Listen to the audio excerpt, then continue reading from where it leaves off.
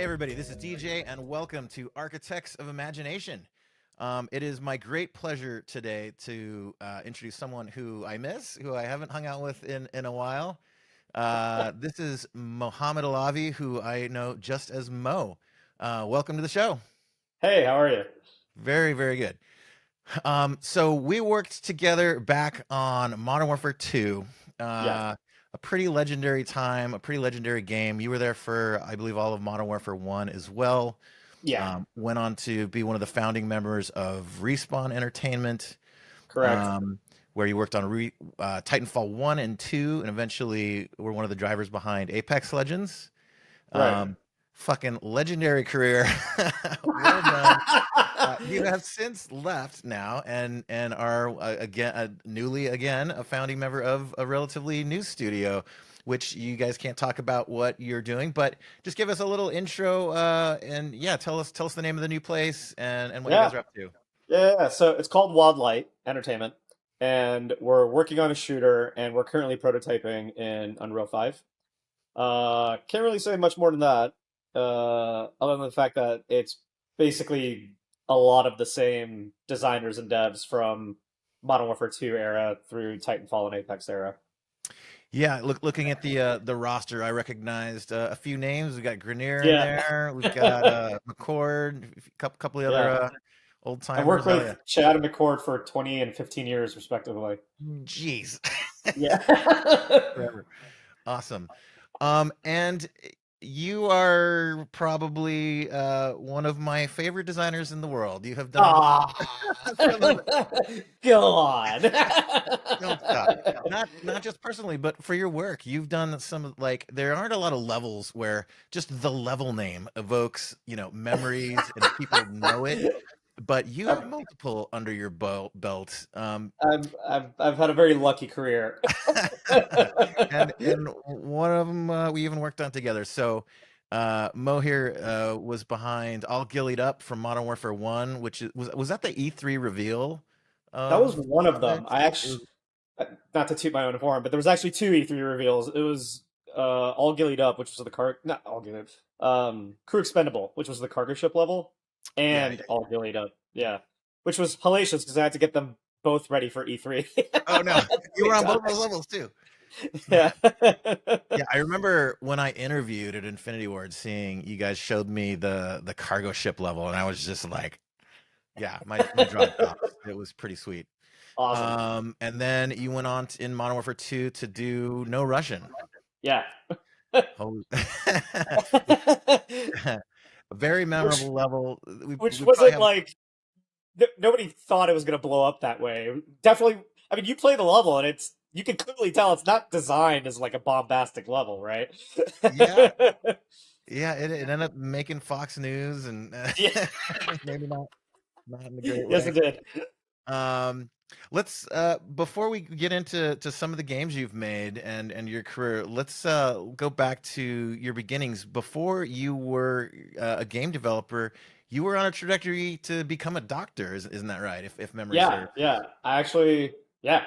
So, I always liked making games as a hobby, like even before video games. Like I couldn't afford Magic when it came out. It was too expensive, so I made my own card game. I wasn't Oh, really? considering myself a designer. Looking back on it, it's just like, oh yeah, I guess I was doing this for a while. But for me, it was just like, I really like Magic, but I can't afford to play it, so I'm gonna make my own version of it that me and my friends played. And then when Doom 2 came out, I love that game, and I wanted to like Oh, yeah. make levels for it, but it was too complicated. But then Duke Nukem 3D came out, and I was like, that I hit the ground running with that, right? All the way through college, it was always like a fun hobby of mine, right? Yeah. Uh, as far as a career, I was just always in my head that I was going to become a surgeon, as far back as I can remember, right? All right. And went to Virginia Tech, and I double majored in biology and chemistry. And I was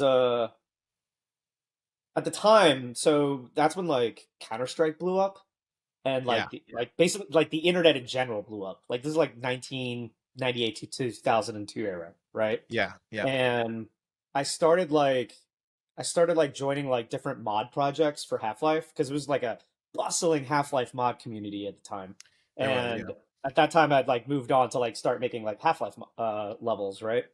While you're going to school to become a Yeah, surgeon? yeah. Again, just as a hobby, right? Just for fun. I say as a hobby, but I would work on my level for like 8, 9 hours a day. I would like skip class to go to, to work on my shit, but it was just fun, right? Yeah. I never took it seriously as a career because I never thought I was good enough to get paid for it. That's just the reality, right? And the thought never even entered my mind. Turns Because in out. my mind, say what? It turns out you were. I know, right? In my head, people who make video games were like amazing, and I was just some like kid in my dorm room like working on a level. But yeah, so what happened? What changed the course of my career was my senior year of college.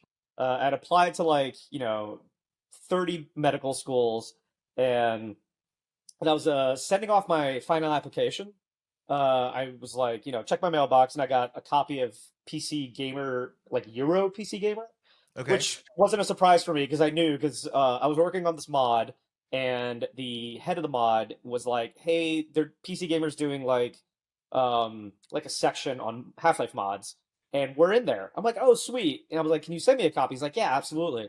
And he sends me a copy, but what he didn't tell me, he wanted it to be a surprise, was it was like a 4-page spread on just our mod, and every single image was from my levels. And there was like 7 other people working on that game, and I was like, holy crap, this is amazing. And I was like, well, why is it all my stuff? He was like, dude, are you kidding? He's like, your stuff's the best stuff. And I'm like, huh. And then like the next page was this ad for Full Sail, and I was like, I'm gonna not go to medical school. Oh man. Yeah. And like my girlfriend at the time was like, you could always like defer your acceptance. You should go like try this. This is your dream. And I was like, okay, I will. And again, at the time, it was stupid. I don't know why I decided to go back to school. But back in 2002, that's what you did, right? You went to college. That's that's why we all had like $1 billion in debt, right? Yeah. So yeah, that completely changed my life. I ended up not going to medical school. Ended up going to Full Sail instead. I had to lie to my parents. I told them I didn't get into medical school. Oh yeah. I was gonna ask how they reacted to that. They were I would assume, pissed. like, if They you tell your were parents, livid. I'm not gonna be a surgeon, I'm gonna make video games instead. Yeah, I know, right? Especially back then in 2002, right? What They're the like, fuck "You're is gonna wrong? what? You need a real job." So you literally lied to him. You told him I had you to didn't lie to get them. I had in. to, like, Okay. I was, 21, 22. I was still under the thumb of my parents. So there's no fucking way they were gonna let me not go to medical school. So yeah, I just told them I didn't get in. So this is my backup plan, and they were pissed, obviously. But once I got out, the first game I worked on was Call of Duty 2, which Man, was with super lucky, right? Infinity Super, Ward. super lucky. Yeah, super lucky. And Yeah. then obviously after that in Modern Warfare, they were very proud of me, so it was clearly the right choice. That's amazing. Um, let's talk about No Russian a little bit. That level was we worked on it together. I did a lot of the blood effects for it. You were the primary designer. I remember one moment, which everyone that played the game experienced it too in the end. But during development, this just turned on one day, where I go down the escalator, and all the signs for the different cities went delayed, delayed, delayed, delayed, delayed. Dude, yeah, I got the feels when I saw that. Like, that's so fucking cool. I don't remember what film I had recently seen. It might have been that Tom Hanks movie where he's like he seeks political asylum and they won't let him into the US, but he can't fly back home and he's just stuck in the airport. I can't remember the name of this movie. Yeah, yeah, I remember that. But I remember in that movie, like there was this cool scene with like the instead of the digital readouts, they had like the old ticker airport signs, and I was like, "That's really neat. I love that sound." I'm like, I'm gonna put that in. Oh That's yeah. actually my entire career. I just steal things from everybody Yeah. else. I remember one funny anecdote from that little moment in time. They had Ridley Scott into the office, right? Do you remember I do that? remember this, yeah. Yeah, they brought him in. There was talk about a COD movie, and they brought him in and they showed him. It was just like Jason and Vince, and I think maybe Drew or Steve. somebody, Fukuda, yeah. Yeah. And I remember when they finished with him, they kind of debriefed us and like, yeah, he was like, how was that all one shot? I guess like, well, in a video game, yeah, yeah, it was pretty funny. Um, Now, in the end, in the shipping version of the game, there was a warning twice when Yeah. you started the game and then when you started the level to let you um to skip it and it wouldn't affect the narrative, that it was fine to do. um Talk about how that wasn't in the plan to begin with. It came No, to and in be the fact, plan. It ended up being a cool thing. You were I was against it. adamantly opposed to it actually. Really, But really. yeah, but in the end it was the right choice. But yeah, let me walk you through this a little bit. So what happened was we often brought Kleenex testers to play the game. And for those who don't know, what a Kleenex tester is, it's like a Kleenex. You use it once and you throw it away. It's not meant to like actually test the bugs in your game. It's meant to test that first time experience, right?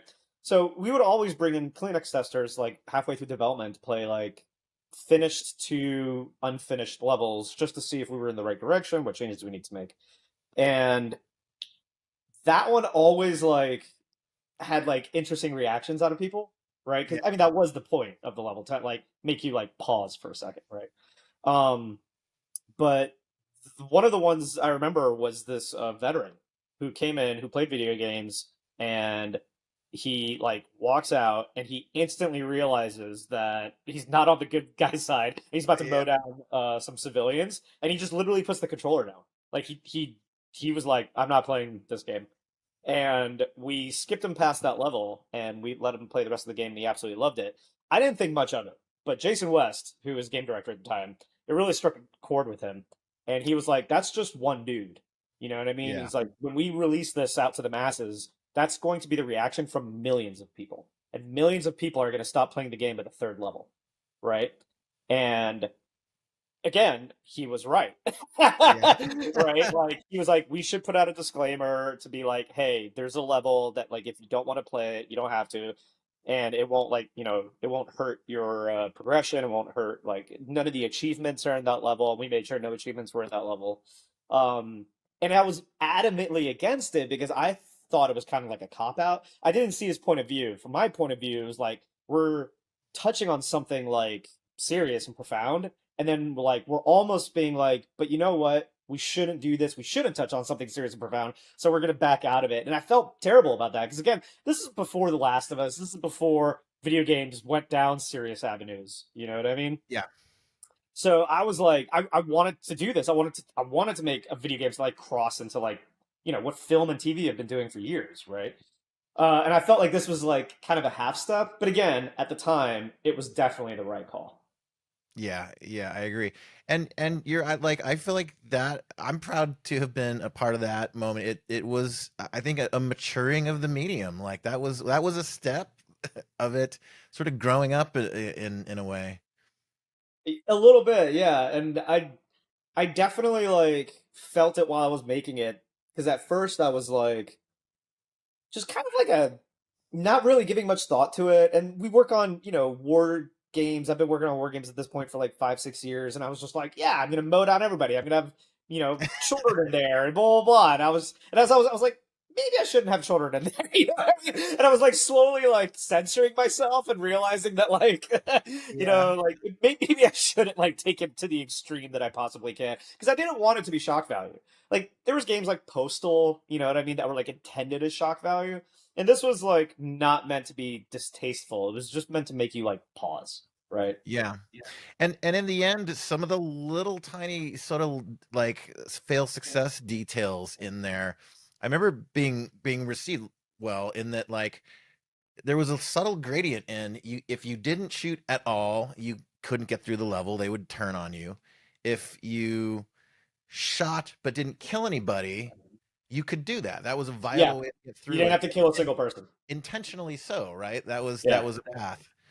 And that was cool. And so there was a wide variety in, just different players, how they cared to do it. Some people just went in, guns a-blazing. Some people were thoughtful about it and careful and didn't harm anyone. which is Yeah, the only thing you couldn't do was shoot them. That was the only level of like freedom I couldn't give you because that would just like completely break the story, right? yeah, And yeah, the level. for sure. Very cool. I remember coming in on the weekend to do some of the blood effects. I looked up all kinds of like movie blood recipes and like I came in with my girlfriend at the time and got down to my jeans and I crawled through the office and left trails behind and Wait, photographed. really? Yeah, For like the crawling blood trip? That's yeah. amazing. I did not know that. Yeah, there even people that were crawling away would drip blood and that would No, hit the I ground. totally remember. I did not know you came to the office and like actually like Yeah, tested it out to see like what kind of trailer it would leave. I That's totally did. impressive, dude. We had the concrete, like pathways between all Yeah. the offices that everyone would scoot around on. Yeah. Wow. This is amazing. I learn something new every time I talk about this. Yeah, crazy. And all gillied up was an amazing level too. I it was just shocking too. Like the setup is the bad guys are coming towards you and they're gonna step on your fucking head. And then like when you the character stand up out of the grass, you totally didn't even see there. That was a miracle of graphics for its That was time. all Joel Emsley. That's what that was. Yeah, so good. So I remember. So we had that like early on, like the character being right in front of you, because that was the whole plan. I was like, if you can sell that he's literally right in front of you and you can't see him, then you believe the rest of the mission, right? I can kind of I can do anything I want, but I need to sell this moment, right? And God bless Joel Emsley. He was like artist or lead artist at the time, and he's art director now on the new Modern Warfare. Yeah. But anyway, so he worked on that for no joke months, matching the grass shader to the same shader on the character, and like because they went through, if I'm not mistaken, two different like pipelines in the render, so they couldn't literally be the same. But he was just constantly working on that. And then, like, 3 months later, something would change, and then those two wouldn't match up again. He'd be like, God damn it. And you have to work on it again to, like, make sure they match up. But he Yeah. was just as passionate about that moment as I was. So I never had to, like, go bug him about it. He was always like, he would instantly notice it wasn't right, and he'd, like, just go and fix it. Love that guy. He's great. Hell yeah. Yeah, there was some special mojo at that in that place at that time. Like, I mean, I felt like almost everyone there was like lead level caliber, even this, just sort of standard, you know, production, artists and designers and everything. Um, yeah, it was amazing, like what we could pull off with such a small team. Like these I know. days, Sub teams 100. are, Less than yeah, 100 people. Crazy. it's wild. And like Crazy. it it's there's a big difference, right? Like, you need a lot of management and production. We had two producers. Two. I think We had two producers. That's it. Ruben and Pete. I know, right? But and And that's honestly, it's because of our hiring practices. We hired very strictly, right? Like basically anybody we hired, we needed to be sure that if we put them into a room for a year, they would hit the ground running, right? And they would like be self-sufficient and they wouldn't need any help. Not that we would actually do that, you know what I mean? Like that's it's part of the magic of having a small team of 80 people is the fact that like you can actually collaborate more if you have like a giant team, you know what I mean, where you're stuck in meetings all day. Um, yep. but yeah, everybody was so high level. So everybody was so self-sufficient. It was great. Is that a vibe you're looking forward to getting back now? You guys are a Oh, new we've got it back. team. All right. Oh, it's the good old days again at Wildlight. I'm serious. Like we have like less than 30 right now, I think, or maybe right at 30. We just hired a couple engineers, and it's got that same energy. Everybody we hire like is like very very talented in like one specific field, but has a broad spectrum of talent in other fields too, which is great, right? Yeah. Like our tech artist, for example, also happens to be a fantastic animator. Right? Right. So like until we like build up an animation team, he can totally support it, you know what I mean? And half of our designers are entry level programmers, half of our programmers are really good designers. Everybody wears a lot of hats, you know what I mean? That's awesome. Yeah, I remember like seeing it was a long time ago now, but the Valve like employee handbook got leaked. I Mm. think back then when we were in Infinity Ward, but they talked about like the T-shaped employee Yeah, where you go deep on one thing, but also can function in other. it's Uh, very true. It's actually ways. really hard to find these days, to be honest. Everybody's so specialized, especially Yeah. designers coming out of school. There, if there's any designers in school listening to this, take what I'm about to say to heart. A lot of designers are taught that the end of your job stops with the problem. That is not true.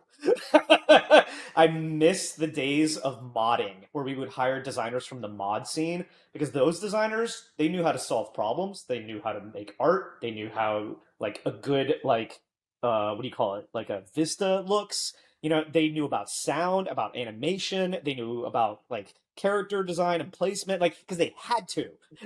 You know what I mean? Because they didn't work Yeah. on a team of like 80 specialists, right? So they had to. And the thing about that is you'll never be a specialist in that field, but if you know it, one, you can talk their language, and two, you know what's missing from your design.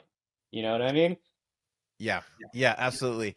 Yeah, I felt lucky in my sort of come up before Infinity Ward. I worked at a few places. My first job was Wild Tangent, which was kind of a fun, I made advert games like for companies' websites, which are kind of dumb, but it gave me like the great thing that came out of that though is I did every art job there was there. Mm. I did mocap, I did character art, lighting, environments, UI, art direction, outsource managing, like anything that could be done in art. I touched all of it.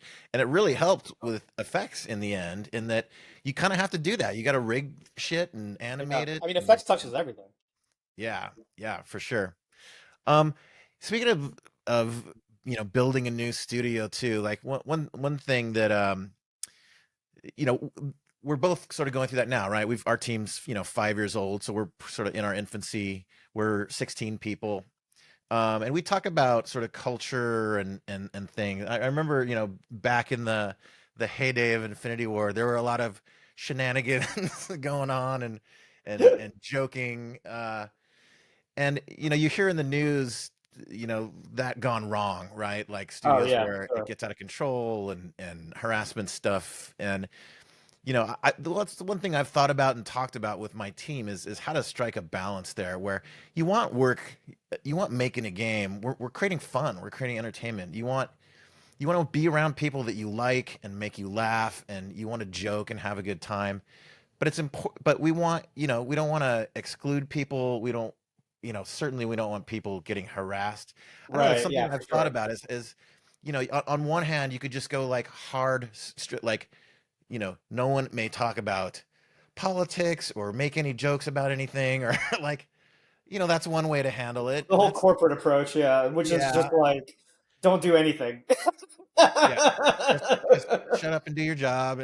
Yeah. But that's not, I don't know, that's not fun. Like some of my greatest experiences in game dev where there was stupid shit going on. And I don't know, how have you guys thought about that or talked about it for your team? Oh yeah, for How do you sure. I strike that mean, balance? I think also just like being in the industry for so long, like, you know, I've seen it change, you know what I mean? We've all been products of our environment, you know what I mean? I feel like a lot of us have changed along with it in good ways. You know what I mean? And the ones that kind of like dig their heels in, you know what I mean, are like, no, I don't want to change, blah, blah, blah. They're kind of looking at it the wrong way. You know what I mean? Like, it's not about not having fun. It's just about not having fun at somebody else's expense. It's that simple. You know what Yeah, I mean? It's like yeah, it's like comedy that used to be funny to you. You know what I mean? Like, and it might still be, but there's some comedy that used to be funny to you, but it's really in poor taste now when you look at it. yeah, Because it was at somebody else's expense, and it made other people feel uncomfortable. Just because you didn't see those people being uncomfortable doesn't mean they weren't. You just didn't feel comfortable to voice it back then. You know what I mean? yeah, But like, I think there's a lot to say about like the closer you are with people, obviously, like the more those boundaries can come down too. You know what I mean? Smaller teams help with this, but that's again, that's only like a little bit. Like it's just really about like not being rude and not being crass and respecting other people. It's as simple as that. You know what I mean? yeah, But we still have fun. Again, thankfully, because we're a small team, the whole corporate environment, I hate it. yeah. It's not conducive to a creative culture. Yeah, yeah. Yeah, like another thing that comes in with bigger teams is meetings. I've as time has gone on, I try to decline all meetings unless they're like, Yeah, that's what to me happened the on line Apex. is like a recurring meeting. Like I don't think Yeah. I need to be at any recurring meeting. Yeah, Like actually, that's a really. I mean, it's a tough balance, right? Like, so Apex shipped with 120 people, and already at 120, that was the largest team. When I say we, I mean we as a like the collective group of people who'd been working together for over a decade, right? Um, it's the largest team we'd ever had because we tend to like sub 90. I feel like that's the sweet spot. You know what I mean? yeah, Where you can still know everybody's name and you don't have these like permanent meetings that like recur. You only have meetings that you need and it's you're fast and you're agile, right? Now obviously the downside to that is you can't make endless content, right? When you switch to a live service like launching a live service game, we could do that with 120 people on Apex. But if you notice, the first couple seasons of Apex were like really lacking content. It's because we never expected it to take off as fast as it did. So we were like, well, we'll have room to ramp up. We didn't have time to ramp up, but we ramped up like quick to something like I think internally over 300, and then internally and externally over 600. It was insane. You know what I mean? And the number one thing that grew out of that was organization because you need to organize 300 people, and that's where all the meetings come from. And it's kind of it's a double-edged sword, right? Like you need the meetings because there's no way you can keep track of what 300 people are doing. You know what I mean? Without them. But at the yeah, same time, you become highly inefficient with all those meetings too. yeah. It eats time. And by the way, the Apex launch was one of my favorite, the coolest launches ever. Like I remember, so it was pre-COVID, right? So this was our office before. Now it's kind of my little man cave. But we had 6 people sitting in the room here, and then another desk back there, and we were all watching it. Your guys, Vince, announcing it, and in the end of it, when he's like, "And it's playable now," we're like, "What? Download?" We just stopped working and played Apex like right then. That Yeah, was it's pretty funny, like because a lot of people were like, "Wow, what a crazy like Beyonce mic drop! I can't believe they did that! Oh, what a brilliant marketing thing!" And Arturo, who was Arturo Castro, who was like our head of marketing at the time, uh, it was definitely like his baby, but it was like kind of like a concerted effort between like him and Steve and me and Drew and kind of everybody just kind of realizing that like there was no good way to message that the team that made Titanfall 2 is making a BR only game in that universe and it's not Titanfall 3, but it has all the same weapons, right? And not a similar art style, but like there's like the world is there, right? The pilots are there, the buildings come from that world, and it's just like there's no good way to message this. You put out any trailer for this, and it's just going to be eaten alive by a billion people who've never played it before. You know what I mean? And we were yeah, like, yeah, interesting. there's no way to market it. So we're like, we're not going to. We're not going to market it. The way we're going to do it is we're just going to drop it and like have all this marketing material, but then be like, go play it right now, so that people could actually play it before anybody can shit on it. Yeah. Because And we it was knew if people really, just played the damn game, they would like it. yeah, and it was true. It was phenomenal. Tell us some of the favorite stuff that you worked on in Apex. Uh, so Apex is interesting. Apex, I took a very different role than I normally do. My entire career, I've been basically a mission designer and gameplay designer, right? Um, and for Apex, obviously, there's no missions. Right. Right, there's no missions in that. And as far as like systems-driven design goes, I'm a decent scripter. I can definitely make levels and like I can do like technical stuff, but I really shouldn't be writing robust script that other scripters need to touch and like build off of. I'm bad at that.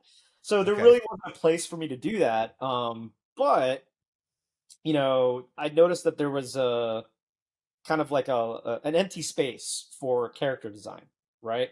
Not so much the abilities because we had like a couple designers like Stephen DeRose and Griffin who worked amazing at that. But what I mean by character design was like I noticed there was like we're making characters, but we were only really thinking about it as like gameplay, not about like how an entire character is, right? Like the artists Right. were making like amazing drawings, and like the animators making amazing animations on what they assumed these characters were like. But I was like, this is not gelling. I was like, the gameplay and the voice, and I was like, this needs to come together to make a like a real character.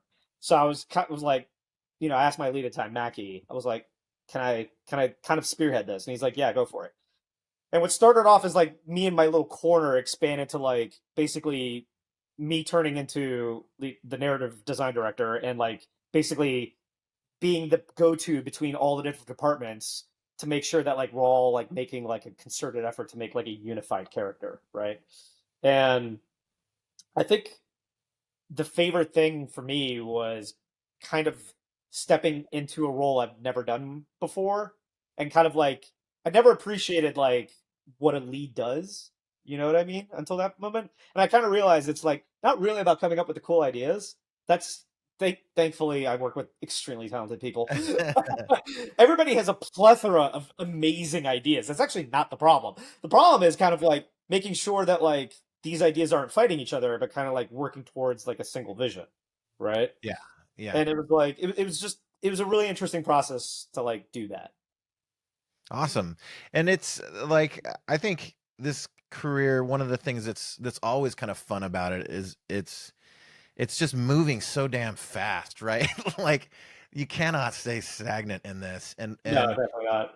and effects in particular too, like man, the tech just advances. There's so much to keep up with, but it keeps it from getting stale, right? In a lot of in some Yeah, disciplines, it's 100%. like you're doing. Yeah, I mean, the tools advance a bit, but you're kind of doing more or less the same thing forever. So whenever you're outside of your comfort zone, like doing stuff you've never done before, Always exciting, right? that's when you're learning, you're growing, and yeah, I love those moments.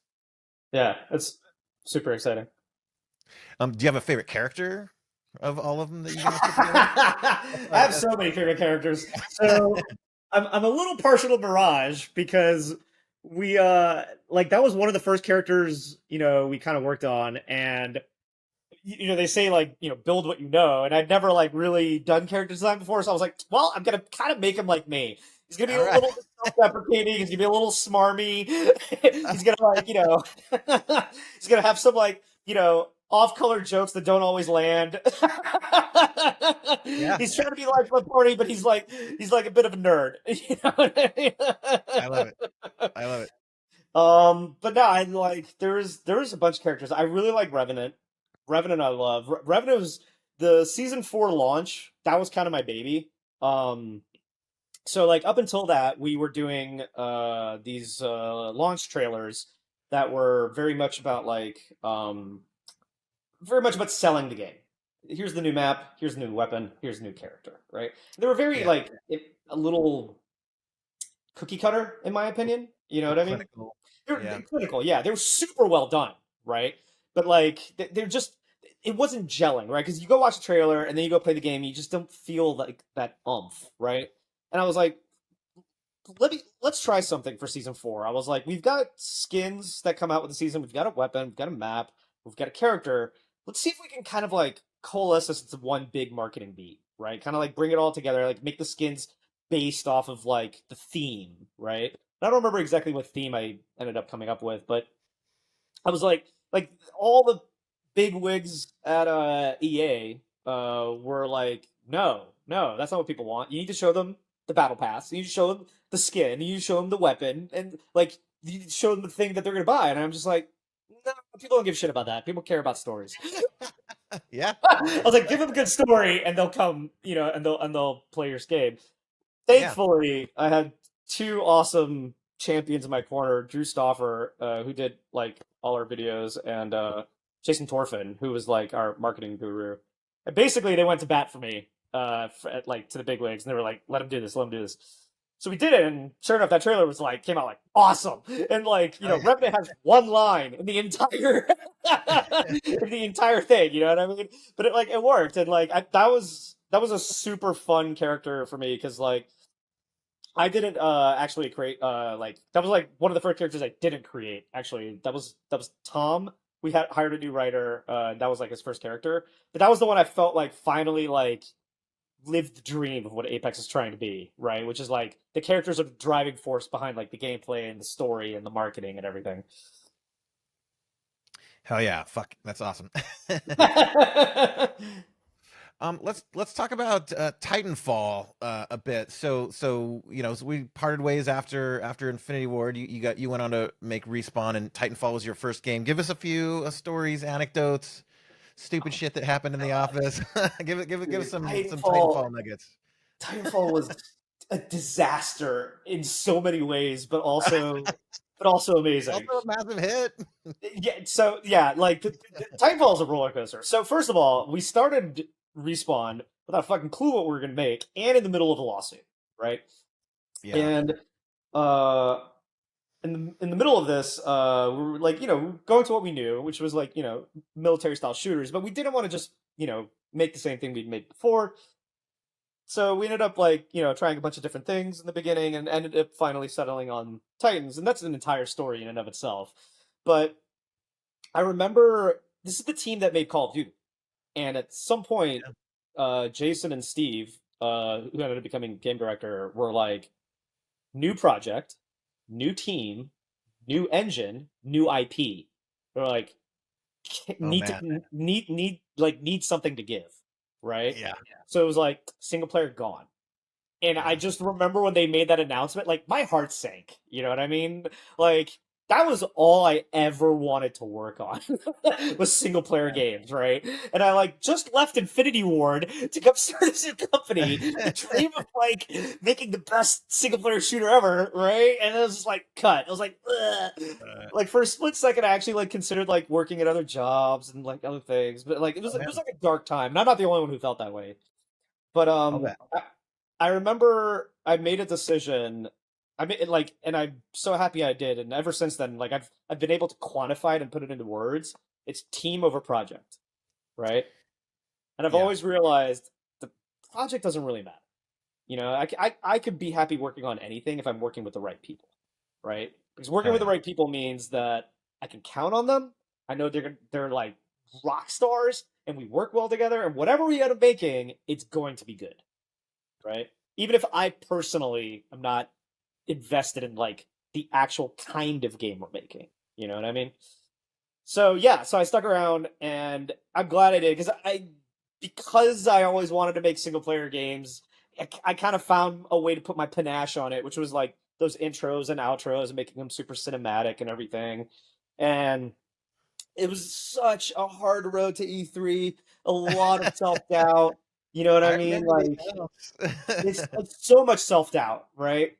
But then I Wow. remember we went to E3 and like all of us were nervous because like we just didn't know. And then E3 was amazing. The reception was incredible. I think we won Crushed. like an insane number of E3 awards, and it was just like it was vindicating, right? We went back to the office and like it was like basically like all right, crunch until the project's finished because again, it's the first game we made. We had nothing else other than that E3 level that we showed, but it was like the most enthusiastic crunch of my life. I was like, yeah. Hell yeah. Awesome. It was awesome. But then you guys got to there was single player in Titanfall 2. So did you sort of go back to doing single player design in Titanfall Oh 2? yeah, absolutely. So Titanfall. So one of the biggest complaints of Titanfall 1 was that it was a $60 box product with only a multiplayer component, right? Which nowadays is like so common. But like back then it was Yeah. like people were in like fucking uproar. Like how dare Yeah. they? Yeah, for sure. But like it also didn't have a ton of content in it either. Because again, like I said, we shipped that game with like 80 people. You cannot Yeah. make a ton of content with like a little amount of people. But we had our engine, we had our world, we had our IP, you know what I mean? And like we knew that like we could make massive strides in the multiplayer and the engine, and we knew we wanted to make a single player game. And we knew the audience wanted it too, right? And dude, that game Titanfall 2 is I'm the most proud of that. I know the stuff I made for Modern Warfare 1 and 2 is a lot more popular, but I feel like the design of Titanfall 2 is like top fucking notch. You know what I Hell mean? yeah.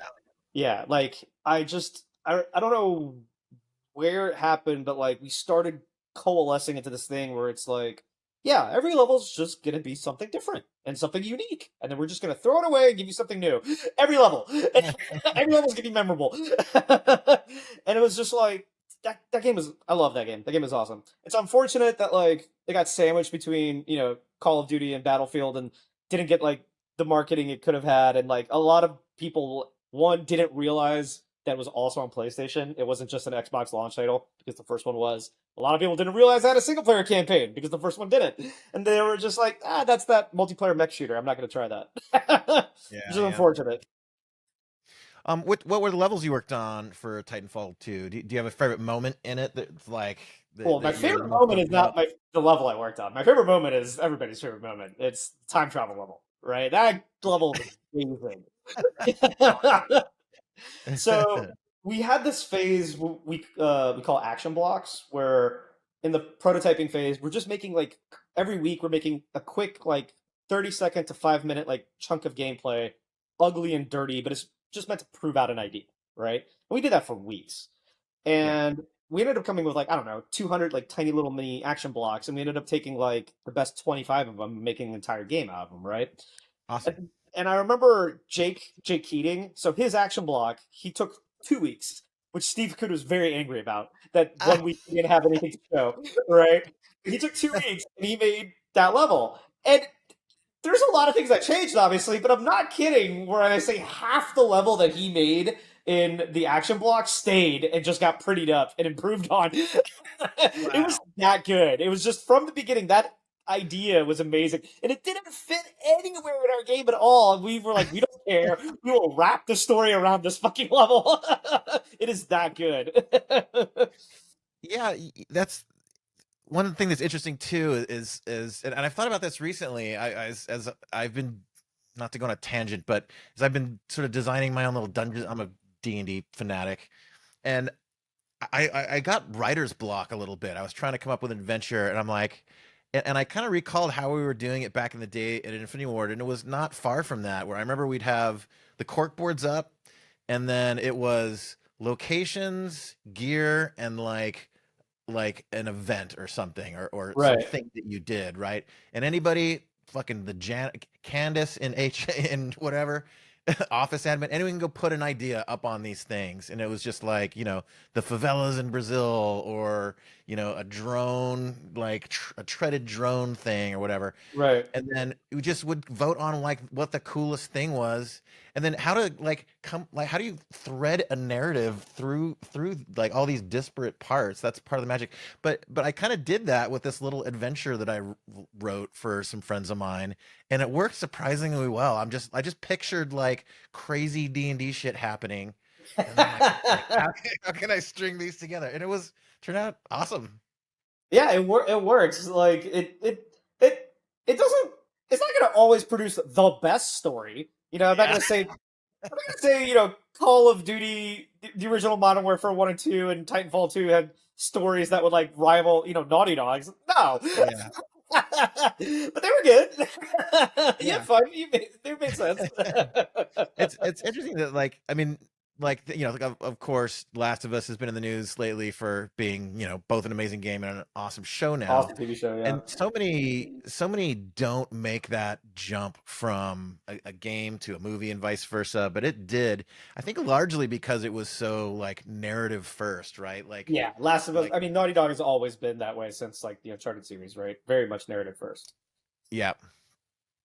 Um, here's a thing I've been thinking about lately. The Infinity Ward back in the day, I learned so much there. Like Robert Gaines was my boss. I remember when I interviewed with him, I'm like, man, I want to work here. I know I'm going to learn so much from this guy, and I did. I learned so much from Robot, and the whole team. Like there was just like it's funny that we made greatness with few people, not much, like next to no crunch, almost no producers. It's like there was some magic mojo like in that building at the time, and I've wondered like why, like what, like how do you quantify what it is that they did differently? You mentioned hiring before. I remember like just as time, it wasn't like it was written down, but there were like some game dev philosophies there that were For these sure. little like mantras that I would hear repeated in the office. Tell me some of them for you. What were things that you learned there that became important, like the like It's game design? so Like, much, how do you do it? How so much, so much. do you distill that magic? Oh my God. Like, so first, I think probably the easiest one is gameplay first, right? Yeah. But I think gameplay first is easy to say, hard to do, right? For multiple reasons. One, you can like go a little overboard with it, and a lot of people take gameplay first as gameplay only, right? And that's not the case. Because like when you say gameplay first to like an artist, they will think of something different than like an animator. You know what I mean? But that's a good thing, right? That's actually a good thing because it's what I was saying earlier about like designers only like coming out of school right now, only thinking that like their job ends at solving the problem, right? And I think like it's important to like, and again, I'm not gonna. It's not the only way to do it because like Naughty Dog is definitely narrative first. Yeah. You know what I Yeah. mean? But like I feel like that has always worked for us, right? Where we try not to sacrifice gameplay for anything else. Now again, the reason I say gameplay first instead of gameplay only is because sometimes you have to sacrifice a little bit of gameplay, but you sacrifice it for the experience, not for any other specific thing. But if the experience will be better by like, you know, pulling the gameplay back so like this animation makes more sense or this piece of art makes more sense or something along those lines, then that is a worthy sacrifice. You know what I mean? Yeah. I think something else was not being too attached to your art, right? Like a lot of people are like their their work is their worth, and that is not true. Your work is not your worth, right? Yeah. Because that blinds you to things. Like, for example, if you've been working on something for a year and it's not good for the game, it should be cut. That doesn't mean you should be cut. Yeah. That doesn't mean you're not worthy. That just means it should be cut. And I think a lot of people have a hard time cutting. You know what I mean? And that was something we like, for example, the first Modern Warfare, before before you got there, we literally 9 months before ship cut half the game. I'm not even kidding. Half the game we cut Really? and then started over on half of the game because we realized about a year through the development that, oh, we found the fun. This is the fun game. This other stuff that got us to the fun, it was important because it got us here, but we can't ship it. I mean, we can. It's very finished. It's polished, but we shouldn't.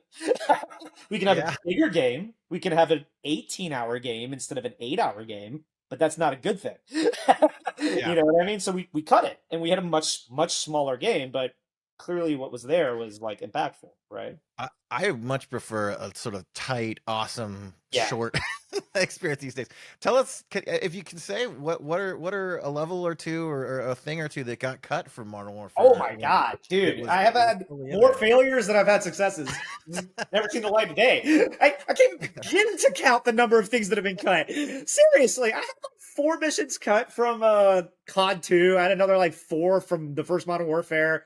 I had like ton from like Modern Warfare 2. So, there was this bunker buster mission in the first Modern Warfare where basically a bunker buster hits like a bunker and like just basically buries a hole through the center of it, and you're basically going around like through the bunker like seeing into different layers along the way. It just sucked. Yeah. It was just boring. Bottom line, it was boring. You know, it sounded like a cool idea on paper. I worked on it for like a good 4 months and we cut it, and it was terrible. Yeah. um the uh man, I don't even know where to begin. Also, Modern Warfare 2, my level didn't get cut, but I got cut off of a level because I was just screwing it up so bad. So, Uh-oh. Which one was that? so that's another thing that I learned: casting the right developer for the right job, right? And again, you are not your work, right? Like that, like so. The first mission in Modern Warfare 2, where you're ice climbing, Yeah, I was And on that one. then yeah, and then you go and like a snowstorm hits, and you're like shooting people with a heartbeat sensor. Then you get caught, and you fight your way out, and you like snowmobile out. So that was my level, and I was working on that, and I was just doing a terrible job because I had a certain like style, and it just wasn't fitting that mission. Okay. It just wasn't right. I was making it too slow. I was not giving you enough freedom to like play it like the way you wanted to, and I got pulled off of it after about like 3 months, right? And that was a turning point for me where I like that could have broken me. You know what I mean? But Yeah, like, I that hurt. remember, yeah, but I remember Steve Fukuda was very much like, listen, dude, he was like, you're a good designer. You are not your level, right? The level you're making right now sucks. That doesn't mean you suck. And I got pulled off of that, and they gave it to I want to say Mackie and Z, and clearly what ended up shipping was immaculate, right? Yeah. But yeah, like lots of different things like that. I'll give you one fun memory of that level too. So I am some of the voices in. I am some of Soap's voice in that level. Wait, what? Uh, Like in the yeah, final product? in the final product. Yeah, You're kidding. They forgot it's to like not dialogue, but a lot of most all of the opening Oh, the level like excerpts. grunting and Yeah. yeah, the excerpts, all the death, the Wilhelm, "Whoa," like if you fall or die. I That's remember awesome. I was with Stephen Miller and Chrissy on that one, and they just put out a call like, "Hey, who wants to do some fucking?" I'm like, "All right, I'll do it." So they had me get on because we had a gym in the office at the time. They had me get on the treadmill. They're like, full sprint for 5 minutes, and then run into the thing because we want you to feel like you're out of breath as you're like climbing up the thing. So yeah, I went on the treadmill. Just, And they I made got in you there. work. I'm like, hold on a second, give me a second. I was fully out of breath, and then like, okay, do it. So, like all of those grunts are me, and then if you fall down to your death, yeah, that's me too. It's hilarious because I bet you anything when they went into the studio with a real actor, he was just sipping tea. Like, oh, they made you work for it. Oh yeah, it was awesome. Oh, dude, That was fun. okay, you want to hear a crazy cut story? I got Okay. Here's this one. Uh Titanfall 3. Titanfall 2 was, came out, did what it did, and we were like, okay, we're gonna make Titanfall 3. And we worked on Titanfall 3 for about 10 months, right?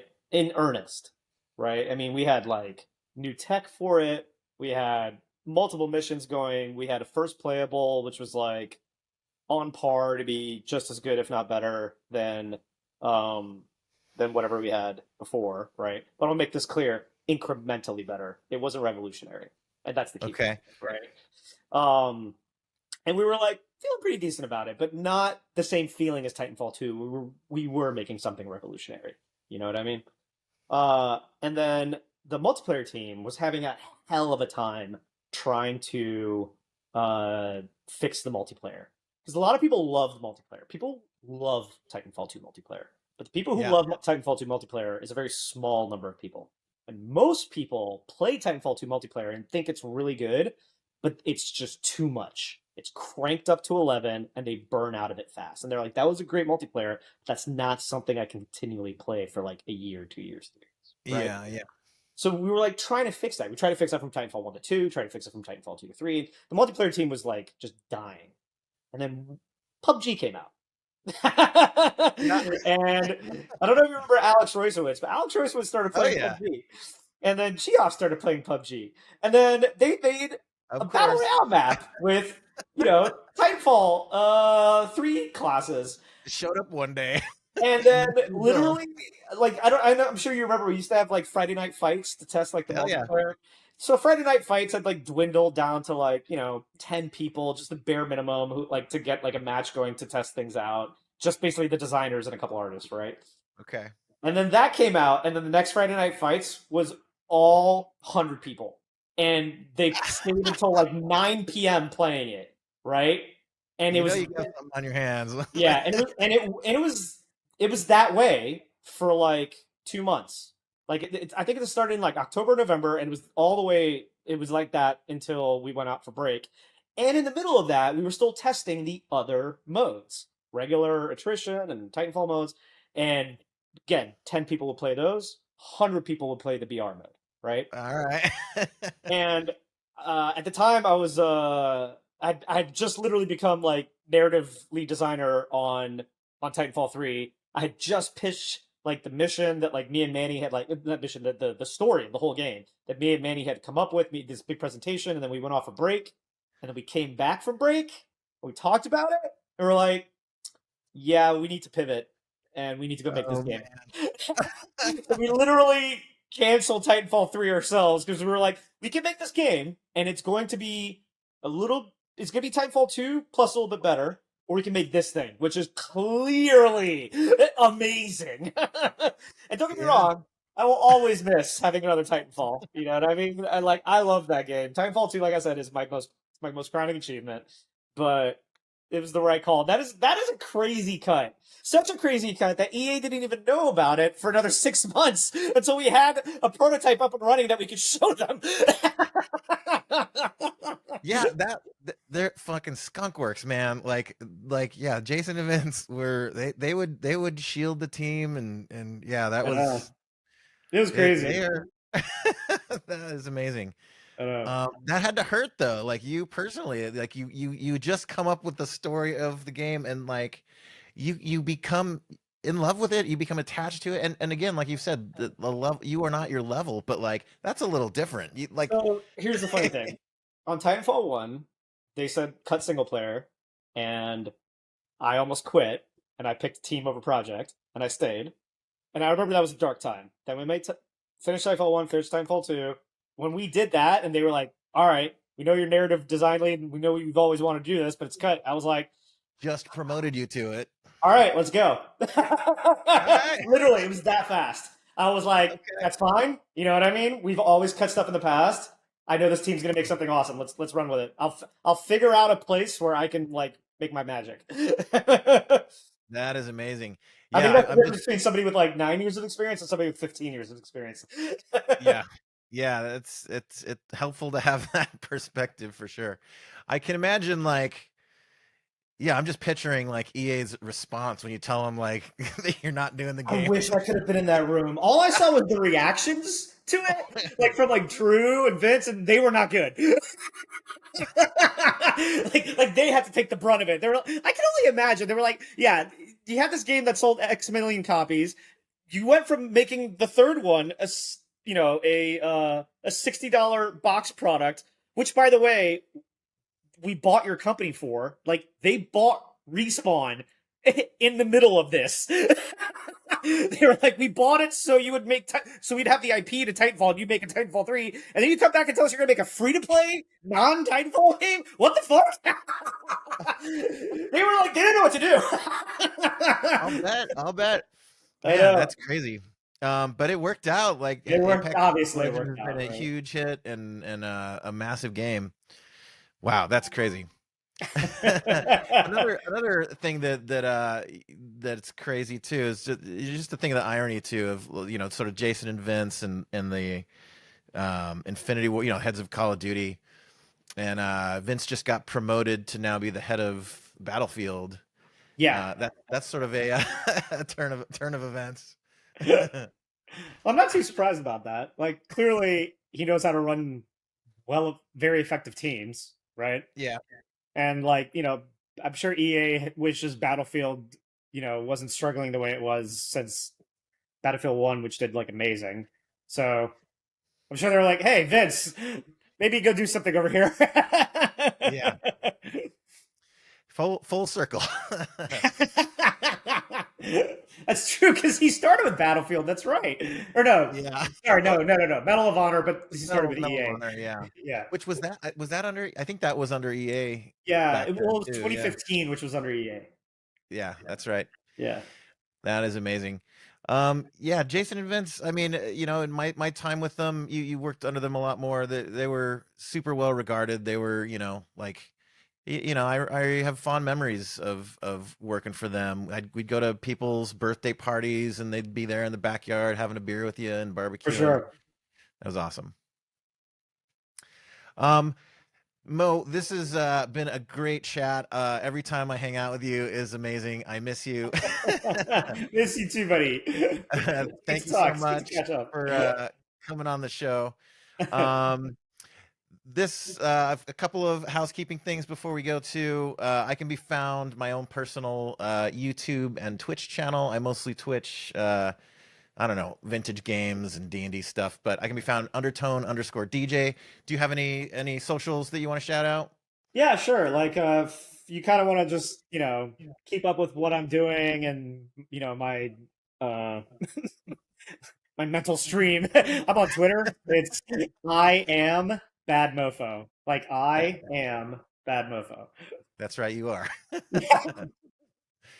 Thanks to Undertone Effects for sponsoring this episode, and thank you to our executive producer Martika Ibarra and Alex, our editor, and the whole Architects of Imagination team. And so great to see you, Mo. Thanks for coming on. Oh, thank you very much. It was good seeing you too, Hell yeah. dude.